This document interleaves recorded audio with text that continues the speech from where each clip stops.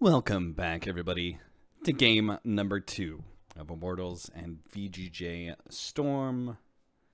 I'm opening in a very soft way, Draskell. I'm trying to bring down the mood, trying to mellow out a little bit, because we've got potentially 4 more games to cast after that first one and after this next one. So, gotta save our voices a little bit for the full day of Dota ahead.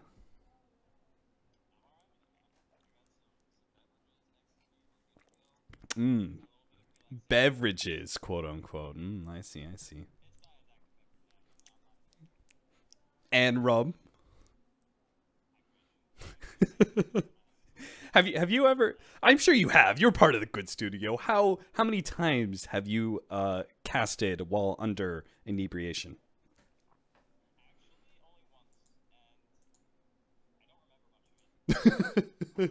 Is there a bot out there somewhere?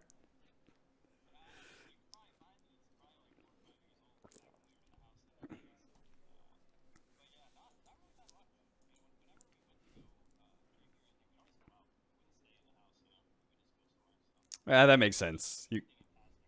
Yeah, you guys were in the house constantly, right? So when it's time to go out and drink and have fun, it's not me, that's for sure.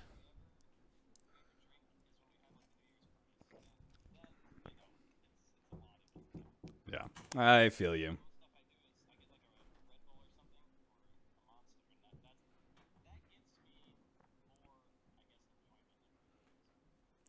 Yeah, I'm down with that. That's pretty much the only time I have energy drinks is at events when I'm trying to get enough energy to hype up the next series, and oh boy, well it's hard to be hyped up about certain toxic heroes, and I believe we're gonna see not just the Venomancer, but I can only presume the Necrophos is also gonna be showing up in this game too, Draskell. There he is.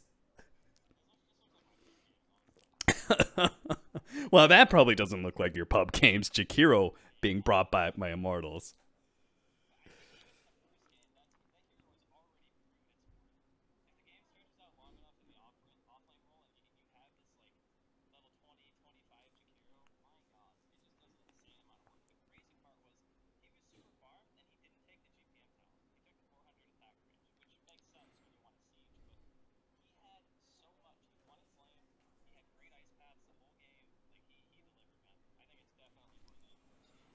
Yeah, and I think there's another hero that definitely delivered. Francis's Nyx Assassin. Even though they lost, they put up a lot of good points. Oh no! Oh no! 5 seconds. I knew a production fuck up was gonna happen, Draskell. I've had you muted this whole time. Don't worry about it, dude. I didn't say anything of value anyway. I'm not worried about Draskell it. predicted all 8 of the picks that you see on the screen. It happened, Literally I swear. a god. Literally a god of Dota is with us. Nah, it's all good. We were I talking already about have like this pointless janky- shit anyway for like the last 5 minutes. We only talked about Yeah, we really were bullshitting quite a bit. If you guys didn't hear, Draskell was telling me about how he's drunk pretty much every cast. every cast. That's right, I can't Draskell. even. He's drunk the right thing now. is, yeah, I can't. I have to sit down. I can't even stand up. It's terrible. I'm like a horrible influence. I'm working real hard for us to both make it to TI next year. Yeah, we're setting a good precedent right now, Cap. One Make it- person just blasted 24/7. The other person just completely screwing production. Have you seen my production, by the way, for our in between the games? Yeah, I had the stream open on my other screen. Just nothing but text that says "we break now." That's fine. I mean, I saw a little bit of the podcast too. That was good. The pregame. I mean, I would rather have that than nothing, And at least you showed the lobby. The thing that triggers me the most is when you can't see in the game lobby and you're just like, I would rather know when the game is going to start based on how many players are in there than just ETA however many minutes, That shit drives me crazy. Yeah, I feel you. I feel you 100% there. All right, so let's talk about our picks, shall we? We've got Necrophos Jakiro. This is beginning to look like a push lineup again, because that is one of the things about this Necrophos core is that it is so hard to kill and so difficult to deal with that he's another one of those big sustained team fight heroes that off the back of some other pushers allows you to take objectives very quickly, and they've already got the Jakiro. He's also got, like, I would say one of the strongest laning phases of any hero. There are some pretty hard counters to him. They take out a couple of them, the AA, the Batrider. I think Puck is like 50-50, and then Nyx. So they have some ways of dealing with it, but still, the main reason I want the patch to hit cap is because I want that hero to not exist in my games anymore. I want him to be gone. And I know a lot of people who main that thing who say he's not OP, and I can't be friends with those people anymore. 10 seconds remaining. Understandable. 5 seconds. I mean, it's okay if you pick meta heroes, but don't pick meta heroes and then say they're not good. Yeah. I'm with you on that one, because I definitely picked a couple of meta heroes. It's like you on my climb. You probably know this more than anyone. William, like 2 or 3 years ago, when Storm was like busted, like TI5. Oh, he's still like, good. Storm's so bad, dude. It's the worst hero in the game. We just need to buff Storm some more. Yeah. Yeah, it was bad. Yeah, and now all these heroes that Will doesn't play are super strong. You know, we had that Invoker meta, and Will doesn't play Invoker, and he's just constantly complaining about the fact that Invoker's just, you know, destroying him every game, and that guy doesn't actually play it, so sucks for him. I mean, Invoker is definitely a good hero, but he's not pre-nerf Storm good, I think. You think do you think Necrophos and Venomancer and, in my opinion, Furion, like, do you think like those are better than the Storm Spirit in his heyday? I don't know, man. I find it very hard to... Storm is so different than a lot of the other heroes because he can do so much alone. Like, Necrophos and Venomancer still have mobility problems, you know? You can still jump them and kill them. But the Storm can play off the map, like, at a certain stage in the game almost all the time. Push a creep wave, farm the woods, push a creep wave, farm the woods. Oh, you're like 2 lanes across the map, you're dead anyway. Like, no hero gives you that kind of just instant kill potential on map control. So I would still say that these heroes are more in balance than Storm was.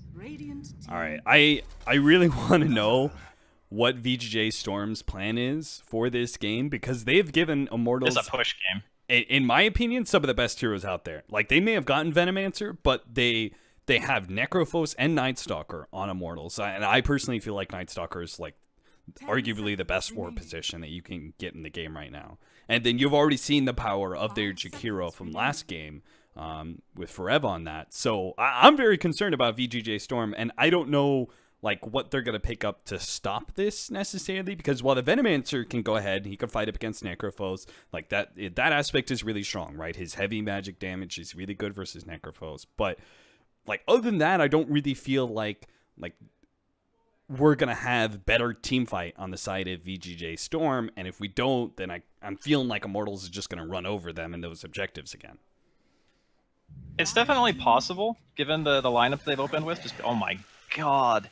Dude, I swear, this is like filth. I mean, I'm really a big fan of a lot of the guys in Immortals. I used to love watching MVP Phoenix play, but my god, have some standards. Come on, dude. You already got a Necrophos and a Nightstalker. I heard one of the most disgusting things I have ever heard. I've been to some weird parts of the internet, Draskell, but this was the most disgusting thing that I had ever heard. And it was in a pub, and it was with Forev.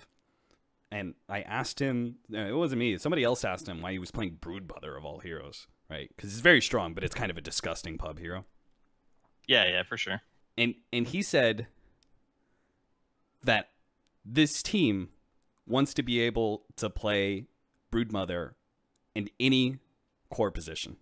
They want all three of their players to be able to play Broodmother. Isn't that just... I mean... Doesn't that make you want to puke? Well, in the spirit of winning, it doesn't, but in the spirit of having to play that game, yes. I would just go full Exorcist and just vomit in all directions if I had to deal with that. But yeah, I definitely agree that having a pocket Brood in any lane is super strong. Yeah. Like, any team who has a Brood, you always have to be scared of it, right? You think about it in the second phase of bans, every game you're like, we got to ban Brood because we just don't have the heroes. So in the drafting sense, it's crazy strong to have that player, even just one who can do that. If you have 3 seconds remaining, that's a huge draft advantage. I think it's one of the best things in Dota to have these heroes that no one plays against and no one really wants to have to think about a lot of the time, and then you just pull it out and get your W. Like that's an incredibly strong strategy.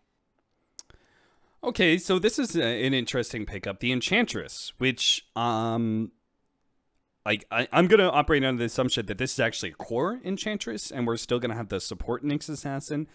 Just because I've been seeing some core Enchantresses. There's one person, if you know Tubby the Fat, he's a former StarCraft player. Yeah. He's been spamming like a lot of offlane Enchantress, and I can't say I'm a fan. Like I don't think it's actually all that good, but I think they're gonna put it against Viper. Doesn't Ench crush Viper? Yeah, exactly. I think in certain matchups the hero is actually very strong, because if it goes out of the laning phase successfully, then it can start dominating games. It's just all a question of whether or not you have that good first like 8 minutes or so. Yeah, I think it's gonna end up being like it might be even an offlane Nyx, to be honest. I don't know if they're actually gonna do the mid Ench. I don't know if 747 is that guy who wants to play mid Enchantress, but he plays Visage. So maybe? I'm not sure. I've seen it in pubs, and Viper just gets demolished. He cannot do anything against Enchantress. So yeah. I'm curious to see how they deal with this. The other thing, too, is it does offer a little bit of 5-man potential. You get the creeps, yeah, and it is going to be a core Ench, as we see the Anti-Mage picked up here. So we're going to have the... Oh, wait, are they going to duel offlane? Or just offlane Veno? I think offlane Veno might be better against the Necrophos. I don't know. It kind of depends on what this last support is and like how adept that support is at being able to deal with dual lanes and Enchantress specifically. Because I can kind of see it going either way. I gotta say, I actually really like VGJ's lineup. Because if this AM gets past like 25 minutes and he has a base, I'm feeling pretty solid about their chances of winning the game. Yeah, I've seen this combination before. Right, the Nyx Assassin plus Animage against Necrophos. You've got a hero that is already burning Necrophos' mana, and then you've got Animage who comes in, 1 or 2 hits, all of a sudden Necrophos is low on mana, he just gets ulted, and he's gone. Yeah, I'm really liking VGJ's draft this time around. They had some really nice ambiguity with their opening. They had the Veno, the Nyx. Dazzle is probably, I guess, a little bit more stock standard. You just kind of know what he's going to do. But it only really tells you that there is 5-man potential just because a Dazzle is there. It gives you the sustain. Weave is great in team fights. He's pretty good in lane, good at harass, good at zoning. He's not an initiator, but at the same time, they don't have to really initiate this time around because they have an anti-mage. They're going to have Ritsu farming all over the map. They're going to have to deal with that. They're going to just have to chase, hope they win the lanes. It is going to be a 7-4-7 Ench. And there's some really strong lanes coming in from VGJ this time around. Can't they change this though and put MP Viper? Because can't they put PA against Enchantress? What I'm trying to get at, and they do some sort of aggro tri-lane or something like that. Because doesn't PA? Yeah, do I think that's probably Ench? the best. I think that's probably the best idea because a poor man's shield in the early part of the game, Ench doesn't really harass that well against daggers. Don't affect like you don't get affected by untouchable by daggering. I don't think Right. so. Yeah. You can just harass. The hero has a very low base health pool. I guess the question is, you know, I haven't really seen many Ench versus PA matchups mid-cap, so we'll have to see how it plays out.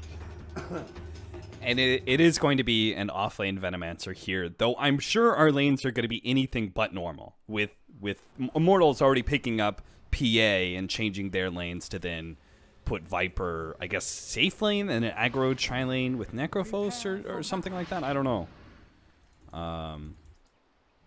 It's going to be hard to get away pressuring the AM, I think, though, because if you do that, Veno gets a free lane.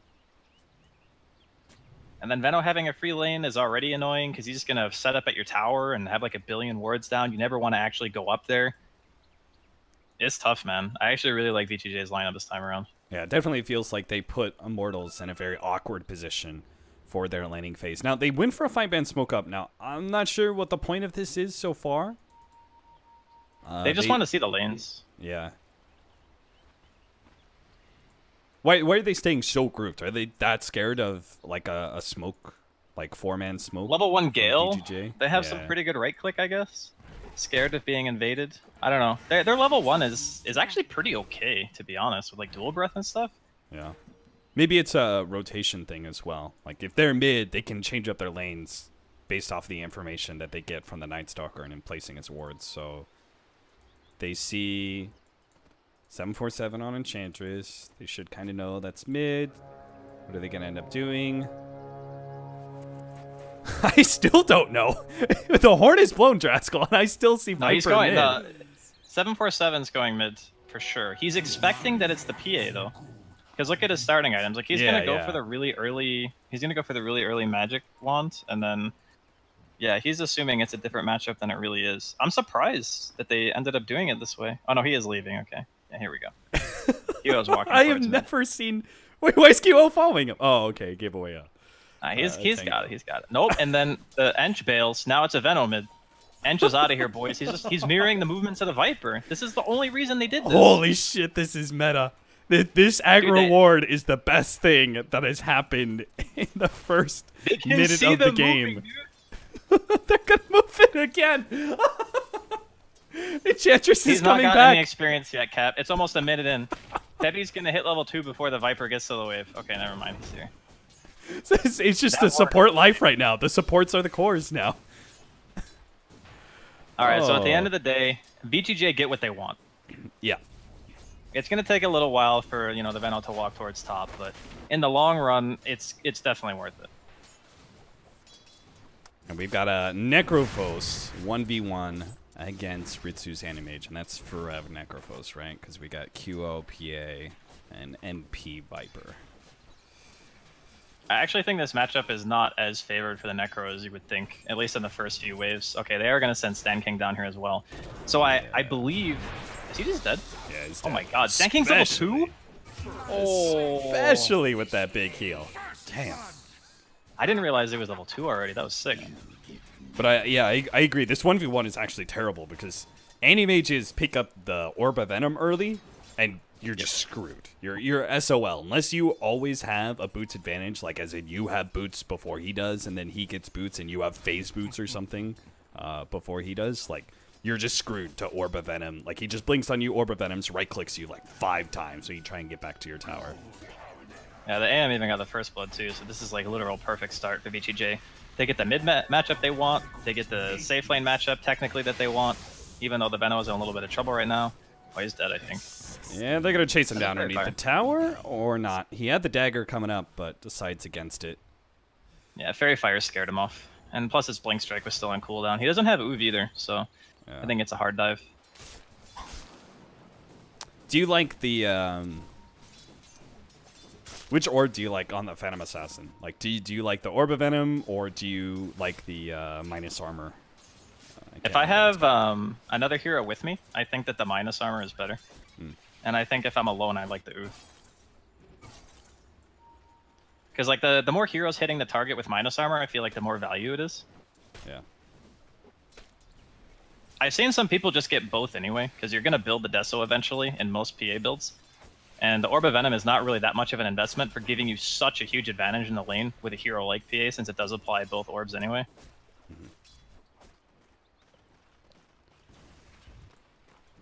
Is there anything that, like, are you good with Immortals just accepting the way the laning phase is set up right now? Like the Viper versus I mean, what else can they do? Like, what is their counterplay? Like, if they keep moving heroes and then VGJ keep moving heroes, but the AM is free farming the whole time, they're still winning the game, right? Because that's all they really need to do is make sure that Ritsu gets farm. Heavy? Oh, looking a little double kill. They're going to be able to try and trade damage here. They're going to go for the Dubu kill while Snake King is going to be chased away by QO. Looks like they are going to be able to make that trade 1-for-1. Or not. The Healing Salve comes out. He does have a dagger coming up, but he's dodging all this vision. Finally, the Healing Salve is canceled, but it's too late. QO can't get that kill, and VGJ remain untouchable. They haven't lost a death yet. Maybe Snake King will finally die to Febby's rotation up here. He's going to have to dive in real deep for it if he wants it. Gets caught by Dubu. Nice nice dual breath out there. And I missed that bottom fight, but it looks like they're actually just going to keep on going after they killed Febby, and he rotated up to top lane. They're going to continue to shove Forev out of this lane and make sure that he has no mana whatsoever. Yeah, the Poison Touch plus Orb of Venom is actually, like, way more devastating than you would imagine, because it's only a level 1 Poison Touch, and Night Stalker is just like, yeah, I'm fine. Oh, wait a minute, I actually can't move. And then he just gets right-clicked to death because he has a ton of mana and just the amount of damage that Mana Break does early game. It was enough to get the kills. So yeah, Ritsu's sitting pretty comfortably atop the net worth with his 2 kills. He's got free farm as well. He's loving life, man. Francis reveals himself in those side trees to be able to get 1 creep, and looks like he'll die for it. Throws out the mana burn and doesn't even pop the magic stick. He knows he's dead. Accepts his fate. So that's the only lane that's going really well right now for them. It looks like actually MP's not faring too badly at mid. He's actually up in net worth right now because he's got a little bit of a CS advantage over this Enchantress. Denied. Yeah, this is interesting. They swapped the Veno. Like, he's now jungling. I kind of get it because he didn't have wards until level 3, and he's not going to provide like much in terms of defending the tower. But defending like the mid tier 1 and the safe lane tier 1 are going to be really high priorities this game for VGJ, just to ensure that they don't get ran over. Because once a tier 1's dropped, the Night Stalker gets a lot of momentum. You know, you have this Viper kind of 5-man style 2 coming out. There's going to be Necrophos heal at some point. Not that he's doing particularly well right now. He's actually like 3rd lowest on his team in regards to overall. He almost has less net worth than Febby, and that's a support NS. So it's looking a little rough. But if they can get the towers. Now that the heal is worn out, they're going to go for the Enchantress kill, but Stanking is already here with the Dazzle, and he's brought MP so low. MP actually comes back, and the Impetus damage is not enough to finish him off at the same time as he Fairy Fires, so it looks like they might be able to get this Enchantress kill. Febby's still trying to get it, but he can't quite finish him off. He just can't get the right clicks in, and Stanking with 1 heal will kill the dream of bringing down the Enchantress. As a result, pretty nasty fight for Immortals. Fortunately, they still have the Shrine up, so MP won't lose any laning time, but a nasty turnaround as Febby loses his life. Cap, that's a level 5 Dazzle in 6 minutes. Dude, how is Stanking such a high level? What's going on? I think that he was like pulling the large camp and heal bombing it too. Right. I'm not 100% sure on this, but I think that's like legitimately the only way he could be level 5 this early. Like, I think they were stack pulling the large camp and just heal bombing it, and then also getting kills on top of that. Yeah, because there's no way Necrophos can actually deal with that, right? He can't go and interrupt the pull because Animage is there. Yeah, I'd have to watch a replay, but I can't really think of any other justification. This is the most over-level Dazzle I've seen in a long time. Febby, it's nighttime after all, and he's still trying to make things happen. He's kind of poking around at bottom lane, has the silence finally, but not much he's going to be able to do here. Francis, he's kind of got the suicidal lane here. Playing safe lane Nyx Assassin against the Phantom Assassin, and the Jakiro is going to be repeatedly dove, but does still pick up his levels, and it hasn't died too often. So I think this is overall, even this top lane, this is a success for VGJ.Storm. I think so too. Eventually what they're going to want is the Veno sitting in a lane like this instead. But obviously, you know, Flea wants his level 6, he wants his Arcane Boots before he's comfortable like moving around the map that much. So when that happens, they'll just rotate. They'll send the Veno top, the Nyx will be the one roaming around. Oh, he's gonna die before 6. Oh, Traded TP. lanes, goes to the TP out, and there's no Ice Path from a Jakiro this early. That's pretty much the normal. Dubu goes for a shot on the tower. Why, Dubu? Why was that worth it to you? I mean, surely he didn't expect Enchantress to make that rotation, but even just the Animage, I have to wonder if that would be worth it for him. Well, sometimes you make a choice and you think that you're safe, when in reality you're just not safe. You know, to be honest, he TP'd, Ritsu TP'd pretty late. Maybe he just wasn't looking at that part and just like walked in, right-clicked, and then realized, oh, the AM's here. I'm dead now. Yeah. I mean, it's something that could happen, I suppose. But yeah, I'm really happy to see that they're like rotating around now and like giving the AM the safe lane instead. They can set up vision for him. And worst case scenario, you know, the Nyx's level 6 is going to be right on time, actually. Well, maybe even a little bit earlier than you would expect. It's like not even 10 minutes in. So he'll be able to get vision for him. They can get wards up. Ritsu's just going to keep farming with his Dazzle. It's still looking really good for VGJ.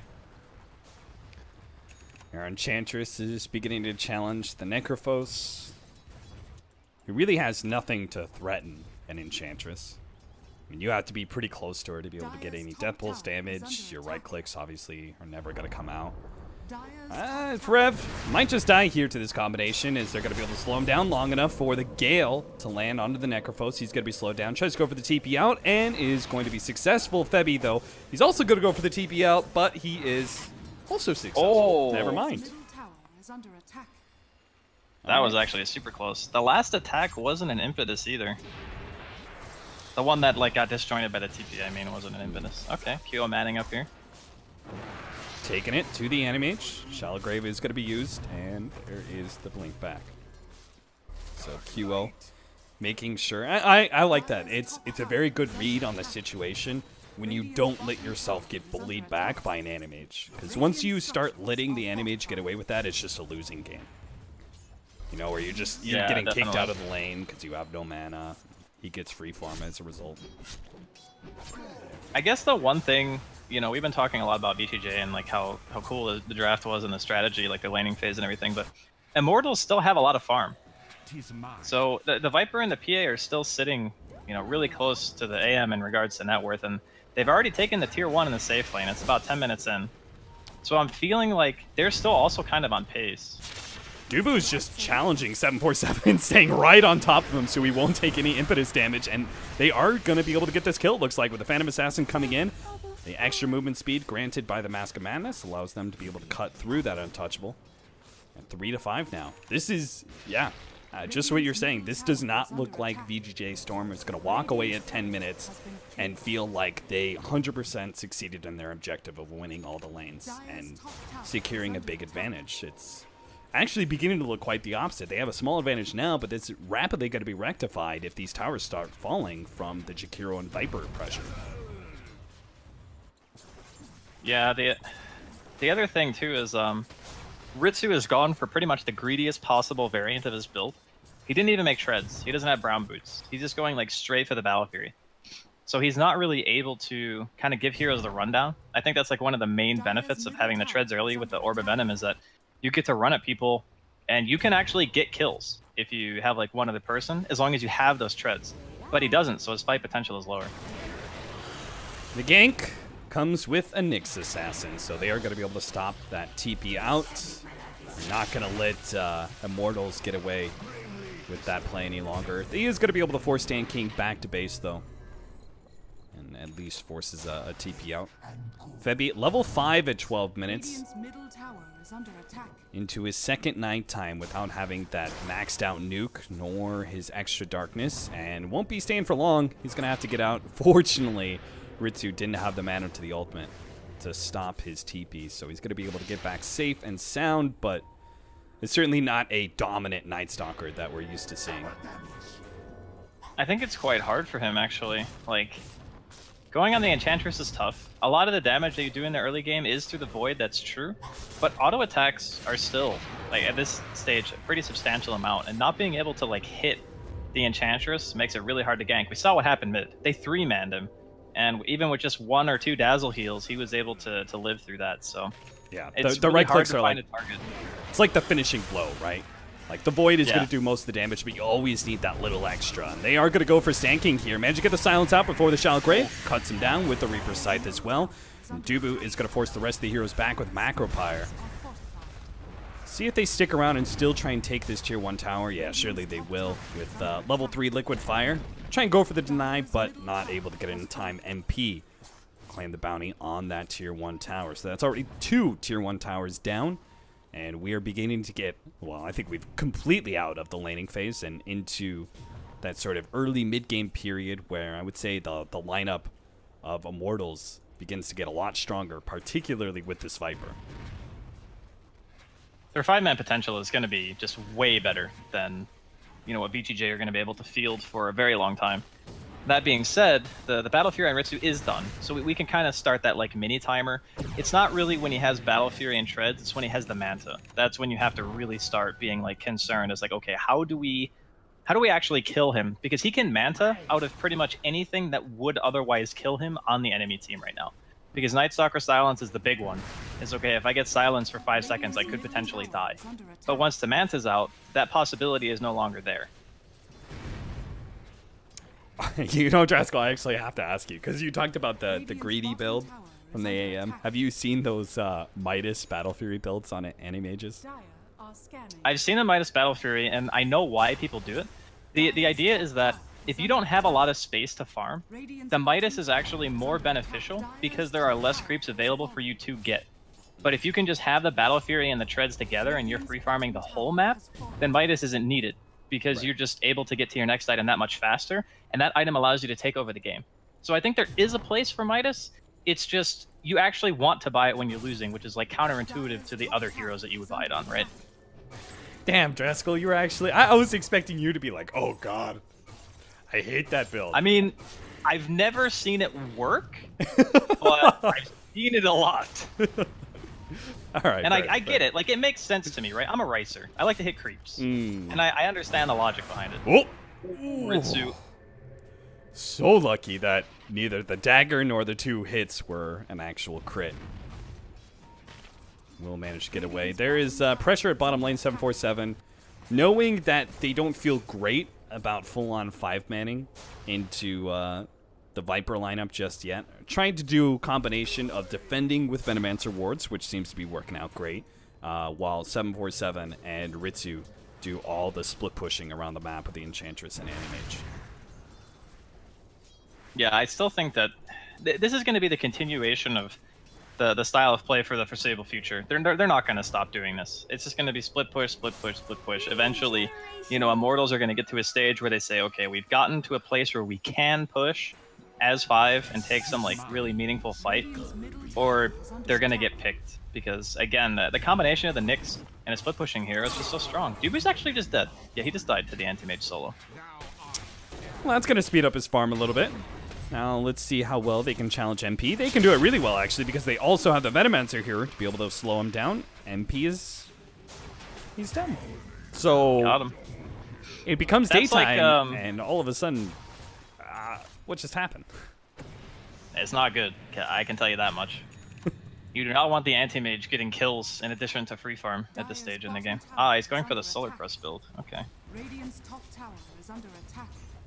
Now, this is one I've seen a little bit less, but Okay. it is very, very good for fighting, and it's an amazing item against PA. Goodbye, Mr. Enchantress.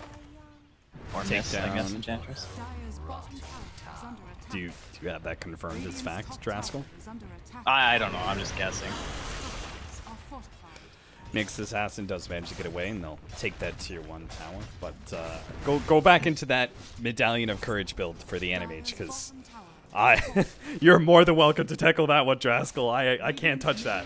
I have no idea. So, the thing about Solar Crest is that for an anti-mage specifically, the stuff that kills you isn't typically magic damage, you know? Okay, a spell shield, so magic damage doesn't kill me. It takes a lot more gold to get to a Manta style than it does to get to a full Solar Crest, or if he wants to just go for the Medallion instead and keep the Medallion, and then go for like the Manta after the fact, he can do that too, because just having that item in your inventory alone, it gives you Roche potential, you kill the Ancients so much faster, just having that item in your inventory, and plus you can use it offensively too. And he's been very proactive on his anti-mage. He's not just been like sitting across the map farming. I mean, look here, he's with his whole team. He's killing Dubu again. Okay. What? Whoa, Dubu. That was sick. He didn't walk forward. What a god. What an actual god. Well played. All right, smoke up. They're going to shake off that loss of the free Dubu kill. And, the other thing about Medallion is that it's mana regen. Okay. And I'm not 100% sure, but it might be enough mana regen to where you can sustain tread swapping without Fairy and Clarities. That much, I'm not 100%. You might still need one. Well, I'm glad you were here for that.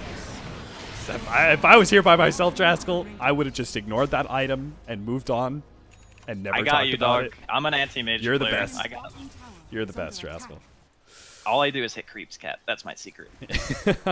Well, we do have Roshan being taken down now. They're actually going to start going on to Necrophos a little bit. He's got a lot of backup, though.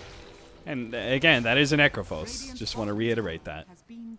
That hero's pretty hard to go on, so they're going to back away from that kill. In fact, QO wasn't even That's the start of a lot of horror stories. So I went on this Necrophos once, and he had a 17-charge wand, and then my whole team died. Like, any story that starts that way, you know what's going to happen. It's like, oh yeah, we had 4 people go on this Necrophos, and, well, he got an ultra kill. Yeah, I've seen that happen so many times. I just don't... I ignore Necrophos now, honestly. Like, when I see him, I just don't go on him. I kill everyone else. I treat him like he can't be killed. See, I always pick Nyx and Doom, so I over focus on the Necrophos. I have a hate boner for that guy now. You do like the direct I hate this hero counter. And I can respect exactly. See, for me, Nyx Assassin, like that's the only reason you pick him up, you know? Like in the Invoker era, all right, Nyx Assassin. This era, Necrophos, all right, Nyx Assassin. Like it's literally just a 1-to-1 counter against a hero. No other reason. You don't think about the game in any other terms but screwing over one guy. Yeah, I mean, sometimes that's how you win. You know, there's like videos of people saying, you want to win, tilt the highest MMR player on the enemy team. How do you do that? Counter pick his hero really hard. We're going to have a 4-man smoke up, or sorry, 3-man smoke up. Necrophos pushing in mid. They're going to be able to spot Stan King there. Doom managed to get him before the Shalgrave. Next up, they're going to go for 747. Febby trying to slow him down as best as possible. 747 is going to be spotted, though, within dagger range. And I'm sure he's not making out of this one alive. He'll survive for a while, though. That's certainly what the Untouchable and Heal will do for you. But eventually, someday, they'll get a crit and bring him down. But that's all time for the Animage, right? Yeah, for sure. He's getting closer to the Manta. He's a little bit over halfway there now with the tower last hit in the mid lane, just doing a little bit of backdoor action. Once he gets that Manta, dude, game is gonna get hard. Killing the anti-mage is gonna go from being like it's doable to, oh god, what do we do? This is definitely a Ritsu special right here, right? Anti-mage, a hero that is perfect for pubs in many regards because it's that hard carry. It farms, and it can still be involved in kills, just the way you need to do in pubs sometimes. And Ritsu's showing all of that, and he's going to get all the more dangerous once he finishes up this Manta. Maybe that's where the swing will start going back into the favor of VGJ when it comes to fighting. But QO just managed to run into a courier and catches Stan King as well. Yeah, he's got the Basher now too with the Mask of Madness and the Deso, so his damage output is insane. I really like this Mask of Madness build. At first, I wasn't like totally convinced when I saw people doing it, but the fact of the matter is, PA goes in, and if you go in and you get that crit, you know you're going to get the kill. So you just pad your RNG by attacking that much faster. Yeah. I really like it versus the Enchantress in particular. Because now it feels like you're no longer just relying on Phantom Strike. Push back there. Venomancer not going to be able to get close enough to pop that Shrine, though. And they do manage to get a successful Reaper Sight. I mean, this is a high ground push with a pipe. They got this Necro Sustain as well. Like, how do they push him out of the base? That Enchantress, that was just 2 swipes. A dagger and a hit. If he gets crit on one of them, that is what happens. The hero disappears. And Ritsu's not even TPing back. He knows this is dead. He's like, I cannot TP. Yeah, he's going for the creep cut. He's a little bit behind it though. Okay, he gets it. The creeps are dead. So, oh no, there's a melee creep. No, the melee creep. Stop him! Stop him, Ritsu! No. He can't. The mid Rax is dead. Oh, I mean, with that one creep going forward, it now means they're gonna go for the second lane of Rax. And I don't think you can really blame Ritsu for this play, right? Like, if you're the Animage, you have to say, like, look, guys. If I fight and we lose this fight, like, the game's just over anyway. I guess so. I think they literally just lose. Yeah, 2 lanes of Rax by 24 minutes. Well, they've got the Manta now. I mean, yeah, but this is now a very hard game. Like, one set is manageable as AM, but 2 is tough. They need to kill everyone here. Oh, God. He's already down to half health. He has to get back to the Shrine. He's already popped the Manta. They don't get really anything for that so far. Okay, there is Francis. He's going to be able to slow down this retreat. They go for the Necrophos, but that ultimate with very little mana only brings him down to half health. And what a beautiful ice path. Apparently, Foreb is not the only one who can hit these beauties. MP immediately starts going for the next target. He knows Stan King's dead. Starts hitting on a Stan King. Meanwhile, on the bottom line there, Ritsu's still okay. He needs to help out somebody, though. Reaper Scythe, nice heal, is going to be able to allow 747 to be able to survive through that one, while our Nyx Assassin, Francis, is going to end up going down. So Immortals, they may have been stopped from retreating, but they do take the fight in hand. Manage to take 2 members out from VGJ.Storm and go back to hitting their Shrine. Man, that escalated super quickly. They just weren't able to push them out. They didn't have, like, a great defense setup for when, you know, the rest of the team came mid. I didn't see like that many plague wards down. There's not a lot of out spam, right? So the Dazzle can clear the creep wave, the Nyx can stun, Dire's bottom shrine and then is there's under the attack. anti-mage, and that's about it. There's no other hero who's out on the map like doing something to push a lane and to force a reaction. It's just Ritsu. So there's like a lot of emphasis on this one hero being the one who's gonna like force everyone back. But the fact of the matter is, if you get to the base and the whole enemy team is hitting your tier 3 versus just you, you're obviously gonna get outpushed, and you can't commit to the fight either. So I think like TPing back to base in that situation might not even be worth it. I think the only reason he did it is because the courier was still dead, so he couldn't get his Manta. But yeah, this is looking really rough. This is like their last shot. This is a 12k goal lead at 25 minutes. It shot up like a ridiculous amount in the last 5 to 8 minutes. Now those tier 3s and Raxes providing a huge bounty. Add in a couple kills. They're going to go for Ritsu. They have the Abyssal Blade to lock him down, but he has the Manta. And again, no crit from the Phantom Assassin. So that is the only reason Animage lives to see another day. Does he have buyback? He does. So that is also going to be into consideration for this next fight. But oh, an aggressive force staff into the ice pass. They do manage to get a bash, but it's not good enough. Trying around there. Necrophos going to be slowed down. Snaking goes for it. He's actually going to drop that ultimate. Now, he's already quite low, and Necrophos has had the Reaper Scythe up, so he start backing himself away, but it's QO on the cleanup. He's going to be able to take that Venomancer as well as the Dazzle, and now 747 is going to be chased down by the rest of the team with the Reaper Scythe. Not quite enough to finish him off while QO Nan fights. He's going to kill Snaking again. Well, maybe not. Apparently, GG is going to be called first. Ritsu stays alive the whole entire time, but it's still game over. Yeah, they just grouped up. They got to walk down mid with their pipe, and then the game was just over. Like, they got to the base. Like, VGJ couldn't push out the waves fast enough, and then they just kept hitting the buildings, and Ritsu didn't have his second item yet. Or I guess it's like second item 0.5 because he had a medallion on top of that. He felt like he had a little bit more space, I suppose, to do that. I'm not sure if cutting the wave like a little bit sooner would have prevented the tower from dying. Maybe, but it's hard to say. Just because of how much damage they have and how little risk it is pushing a tower with a Jakiro, they were just able to finally get their 5-man together and just like mow down the base. As soon as that second set of racks falls, it's just like, what do? You only got one hero that can kill creeps. Oh. All right, we've got a game.